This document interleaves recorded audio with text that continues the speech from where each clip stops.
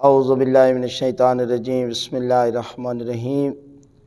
16ویں شب کے اعمال بیان کیے جا رہے ہیں کہ جس میں 4 رکعت نماز پڑھنی ہے، جو آپ نے 2 کر کے پڑھنی ہے۔ 2 رکعت نماز پڑھتا ہوں قربتاً اللہ۔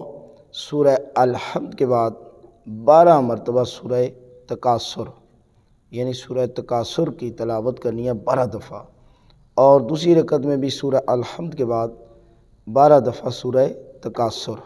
نماز مکمل کرنے کے بعد پھر اسی طرح 2 رکعت نماز پڑھیں گے، اور جس میں اسی طرح سورہ الحمد کے بعد 12 دفعہ سورہ تکاثر پہلی رکعت میں بھی، اور دوسری رکعت میں بھی سورہ الحمد کے بعد 12 دفعہ سورہ تکاثر۔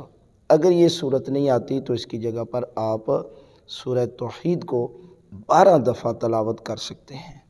نماز کو مکمل کرنے کے بعد آپ تسبیح کا ذکر ضرور کریں، اور اس کے بعد دعا مانگیں تو خالق کائنات ماہ رمضان المبارک کی عظیم راتوں کے صدقے میں آپ کی دعائیں قبول فرمائے گا، آپ کے گناہ معاف کر دے گا، اور پروردگار آپ کے درجات کو بلند فرمائے گا۔